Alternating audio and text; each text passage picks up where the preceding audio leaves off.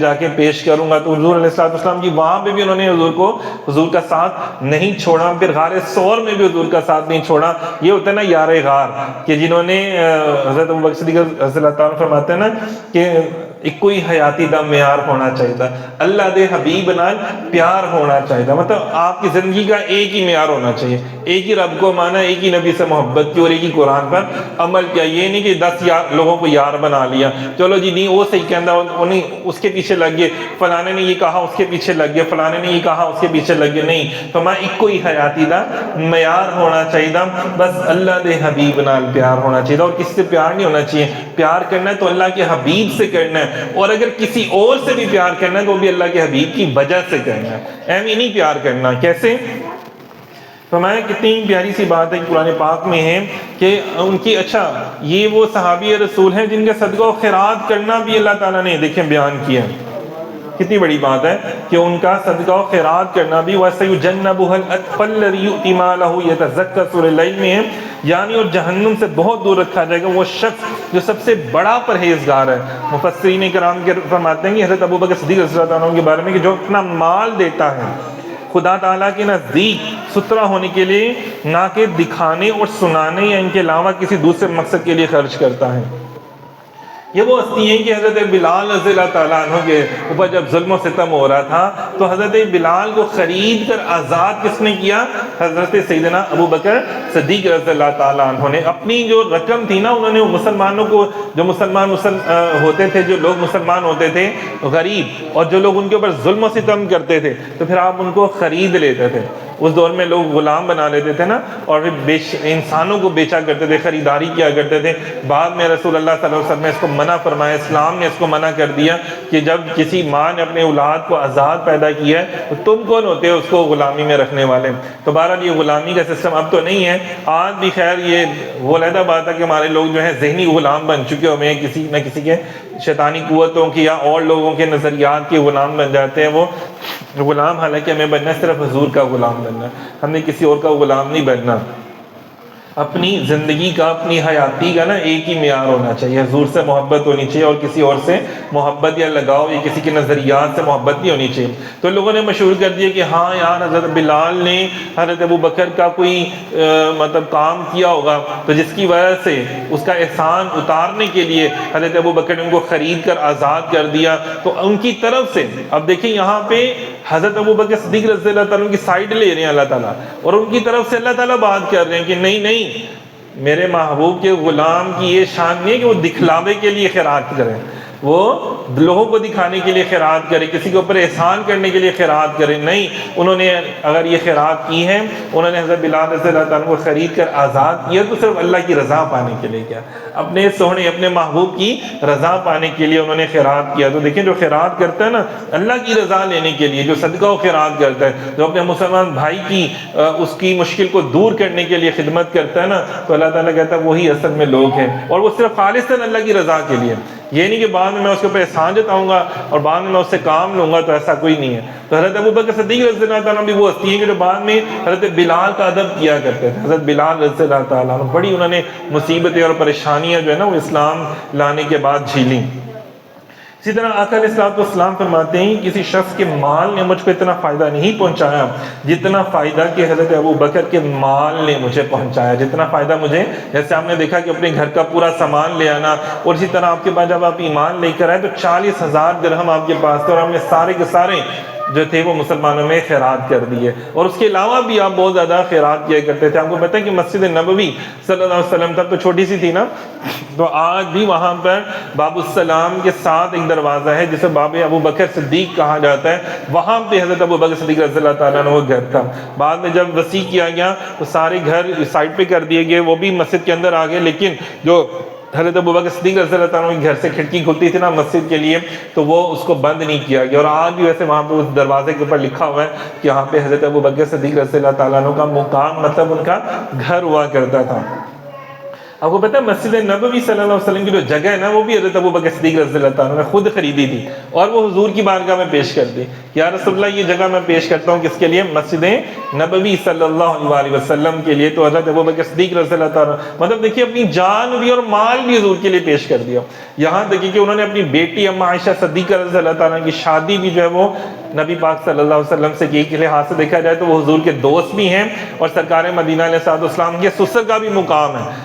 سسر بھی تو گھر والا ہی ہوتا ہے نا.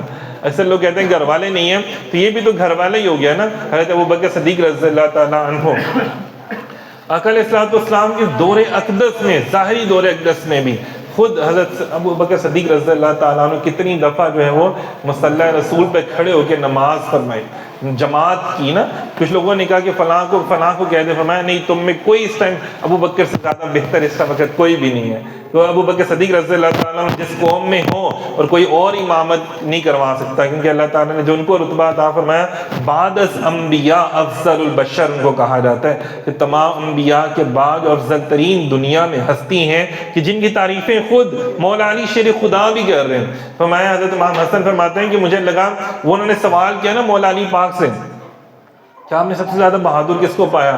تو کہتے ہیں میرے ذہن میں یہ تھا کہ حضرت علی اپنا نام لیں گے، لیکن انہوں نے اپنا نام نہیں لیا، انہوں نے حضرت ابوبکر صدیق کا نام لیا. انہوں نے کہا میں نے ہر مشکل حالت میں دیکھا کہ بڑے بڑے لوگ جو ہے نا ان کے قدم لڑکھڑا گئے اور وہ سائیڈ پہ ہو گئے، پیچھے ہو گئے، لیکن حضرت ابوبکر صدیق وہ ہستی ہیں جنہوں نے کبھی بھی حضور کا ساتھ نہیں چھوڑا. کسی بھی مشکل میں انہوں نے حضور کا ساتھ نہیں چھوڑا. دیکھیں ایسا مرید ہو تو پھر مرشد بھی نوازتا ہے. آج دیکھیں اور کتنے لوگوں کے نام نہیں ہم جانتے، لیکن سیدنا ابوبکر صدیق رضی اللہ تعالیٰ عنہ کا نام جو ہے وہ پوری دنیا میں لیا جاتا ہے. اور کتنی بڑی بات ہے کہ وہ آج بھی حضور کی بارگاہ میں موجود ہے.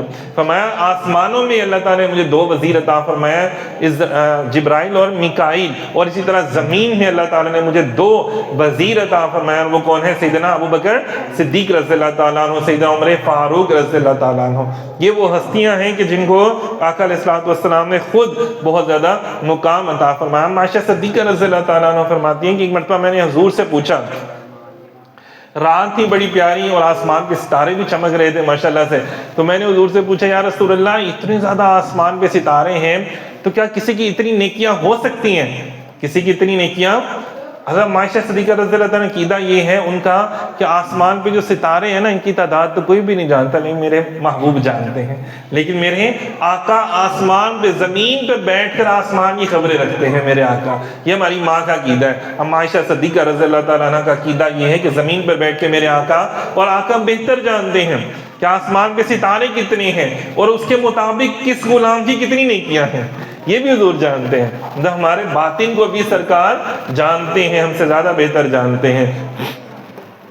کہتے ہیں نا کہ ہر چیز ماشاءاللہ اللہ تعالیٰ نے حضور کو علم عطا فرمایا. تو آقا علیہ الصلوۃ والسلام نے فرمایا کہ ہاں بالکل آسمان کے ستاروں جتنی نیکیاں بھی ہیں. فرمایا اچھا ان کے دل میں خیال تھا کہ شاید میرے بابا جان کا نام نہیں ہے. فرمایا عمر فاروق کی جو نیکیاں ہیں نا، حضرت عمر فاروق رضی اللہ تعالیٰ عنہ کی، وہ نیکیاں آسمان کے ستاروں جتنی ہیں. تو ہم نے پوچھا پھر حضرت ابوبکر صدیق ان کی نیکیاں کتنی ہیں؟ فرمایا یہ ساری نیکیاں ملا کے ابوبکر کی ایک نیکی کا مقابلہ بھی نہیں کر سکتی. سبحان اللہ کہنا. باتوں میں سبحان اللہ کہنا اچھا ہوتا ہے، کچھ باتوں میں سبحان اللہ کہنا اچھا ہوتا ہے، دل سے سبحان اللہ. کیونکہ یہ حضور نے خود اپنے غلام کی شان بیان کی ہے. جب حضور اپنے غلاموں کی شان حضور خود عطا کرتے ہیں نا، حضور خوش بھی ہوتے ہیں. حضور خوش بھی ہوتے ہیں اس بات کو سن کے کہ کوئی حضرت ابوبکر صدیق رضی اللہ تعالیٰ کی شان بیان کرے، کوئی حضرت عمر فاروق کی شان بیان کرے، کوئی عثمان ذو النورین، عثمان غنی رضی اللہ تعالیٰ کی شان بیان کرے. یہ وہ ہیں مولا علی شیر خدا رضی اللہ تعالیٰ کی شان بیان کرے. یہ وہ ہستیاں ہیں کہ جن کی شانیں خود اللہ نے بھی بیان کی ہیں اور اللہ کے پیارے محبوب نبی پاک صلی اللہ علیہ وسلم نے بھی ماشاءاللہ سے بیان کی ہیں. اسی طرح اگر ان کی صحابیت کے والے سے بھی ہم نے جیسے ماشاءاللہ سے بات کی ہے. پھر عتیق ایک لفظ ہے، جیسے صدیق کا لقب حضور نے عطا فرمایا نا کہ سچے، کہ جنہوں نے حضور کی نبوت کا بھی ماشاءاللہ سے صداقت، انہوں نے سچائی انہوں نے بیان کیا، اور حضور صلی اللہ علیہ وسلم کے ہر معاملے کے حوالے سے انہوں نے حضور کا ساتھ دیا، بیان کیا سچائی کے حوالے سے. تو حضور صلی اللہ علیہ وسلم نے فرمایا تجھے اللہ نے جہنم کی آگ سے آزاد کر دی ہے. انت عتیق اللہ من النار، عتیق اللہ من النار۔ عتیق اللہ مطلب کہ اللہ ایسا بندہ ہے کہ جس کو اللہ تعالیٰ جہنم کی آگ سے آزاد فرما دے۔ تو حضرت عائشہ صدیقہ رضی اللہ عنہا فرماتی ہیں کسی روز سے میرے والد کا نام عتیق پڑ گیا، اس روز سے لوگ حضرت ابو بکر کو عتیق کہنا شروع ہو گیا۔ یہ کتنی پیاری سی بات ہے۔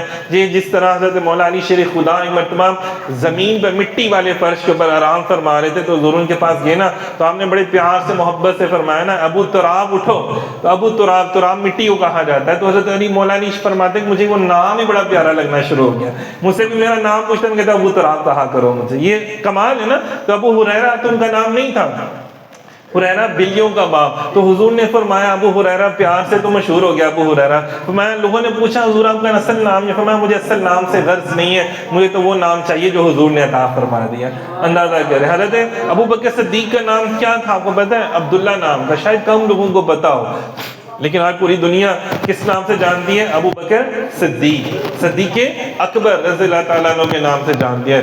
صداقت کا امام، کتنی بڑی بات ہے، اللہ تعالیٰ نے ان کو یہ رتبہ، یہ شان عطا فرمائی۔ تو اسی طرح جتنے صحابہ کرام ہیں ان کے ناموں سے شاید آج ان کو نہ جانتے ہو لوگ، کیونکہ جو نام حضور نے ان کو عطا فرما دیے ان کے لیے وہ سند بن گئی نا، انہوں نے ان کو سینوں سے لگا لیا۔ یہ کتنی بڑی بات ہے کہ ان کے لیے سینوں سے لگانے والی جو سند کیا تھی؟ حضور کی محبت۔ کاش کہ آج ہمارے سینوں سے لگانے کے لیے ہم بھی حضور کی محبت جو ہے نا اس کو اپنا بنا لیں، کہ بھئی آج کے بعد بس ہماری جو ہے نا ہر اٹھنا بیٹھنا ہر چیز جو ہے وہ حضور کی محبت ہونی چاہیے۔ اسی طرح جب آپ کا دیکھیں وصال بھی ہوتا ہے، آپ کا وصال بھی ہوتا ہے نا، اچھا یہ بڑی بات ہے کہ اللہ تعالیٰ نے آپ کو یہ رتبہ عطا فرمایا کہ قرآن پاک کو اکٹھا کیا گیا۔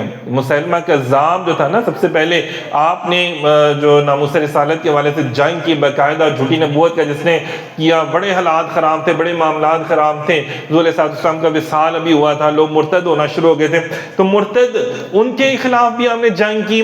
اس کے بعد جو لوگ زکوٰۃ کے منکرین ہو گئے تھے ان کے خلاف بھی محاذ کھڑا ہو گیا، اور اس کے علاوہ جنہوں نے جھوٹی نبوت کا دعویٰ کیا ان کے خلاف بھی۔ تو یہ بڑے مشکل حالات کو کس نے ہینڈل کیا؟ حضرت ابو بکر صدیق رضی اللہ تعالیٰ جو فنا فی رسول کی منزل پر فائز تھے۔ اب اندازہ کریں، فرمایا کہ جو حضور نے فرما دیا ہم نے اس پر منوان عمل کرنا ہے، اور جس سے حضور نے منع کر دیا ہم نے وہ کام بھی نہیں کرنا۔ اب دیکھیں جیسے حضور علیہ السلام کے دور اقدس میں قرآن پاک جو تھا نا وہ کتابی شکل میں موجود نہیں تھا، جو چمڑے کی جو چمڑا ہوتا ہے اس کے اوپر لکھا جاتا تھا، یا پھر کیا اسے کہتے ہیں کسی لوگوں نے صحیفوں پہ لکھا ہوا تھا، کاغذ جسے کہا جاتا ہے، یا اس دور میں اس شیپ میں ابھی نہیں آیا تھا نا جیسے آج موجود ہے۔ اسی طرح اونٹ کی ہڈیاں، بڑی ہڈی ہوتی ہے نا، اونٹ کی ہڈی جو ہوتی ہے کتنی بڑی ہوتی ہے، تو اس کے اوپر لوگ لکھا کرتے تھے قرآن پاک کی آیات۔ اچھا آج ایک اور بات بڑی لوگ کرتے ہیں کہ یار اونٹ کی جو ہڈی ہے نا وہ گھر میں رکھو تو جادو نہیں ہوتا، اونٹ کی ہڈی جو ہے وہ گھر میں رکھو تو جادو نہیں ہوتا۔ اچھا اس دور میں جو تھا نا صحابہ کرام قرآن پاک لکھا کرتے تھے اونٹ کی ہڈی کے اوپر، جو ران کی ہڈی ہے، جو کمر کی ہڈی ہے وہ بہت چوڑی ہوتی ہے، بڑی ہوتی ہے، مجھے سمجھ لے کہ جیسے ایک سلیٹ ہو جائے گی یا ایک بک ٹائپ ہو جائے گی، کاپی ٹائپ ہو جائے گی، گتا ٹائپ ہو جائے، اتنی بڑی ہوتی ہے، تو اس کے اوپر آیات لکھتے تھے۔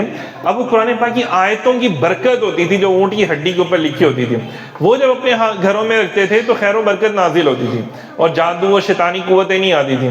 اچھا آگے آتے آتے آتے وہ بات جو ہے وہ اتنی تبدیل ہو گئی کہ لوگوں نے وہ جو قرآن پاک کی آیات سے برکت لینا وہ اس کو چھوڑ دیا اور خالی ہڈی کو اپنے گھر میں رکھنا شروع کر دیا۔ حالانکہ اب دیکھنے میں آتا ہے جنہوں نے ہڈیاں رکھی ہوتی ہیں ان کے گھر میں بھی کالے علم جادو شیطانیت چل رہی ہوتی ہے۔ اصل مقصد کیا تھا؟ اصل چیز جو تھی نا اس کو چھوڑ دیا لوگوں نے، اور وہ کیا تھا؟ جو اس کے اوپر قرآن پاک کی آیات لکھی ہوتی تھی اور صحابہ کرام ان پر عمل کرتے تھے۔ جب تک قرآن پر عمل کیا جاتا رہا تب تک لوگ شیطانی قوتوں سے بچتے رہے، لیکن جب لوگوں نے مطلب صرف قرآن کو رکھنا شروع کر دیا اور جناب صاحب اس کو پڑھنا چھوڑ دیا تو ہمارے سارے معاملات جو ہیں وہ خراب ہونا شروع ہو گئے۔ بہرحال اللہ تعالیٰ سے دعا کرتے ہیں کہ اللہ تعالیٰ اپنے اولیاء کا صدقہ، صحابہ کرام حضور علیہ السلام کی آل پاک کا صدقہ ہم سب کو بھی قرآن کی سچی محبت اللہ تعالیٰ عطا فرمائے، اور صحابہ کرام کی جو سیرت و کردار ہے ان کو پڑھنے کی اور ان کو سمجھنے کی اور ان پر عمل کرنے کے لیے اللہ تعالیٰ توفیق عطا فرمائے۔ بہت شکریہ، جزاک اللہ خیر۔ تھوڑا سا بھائی ذکر الہی کے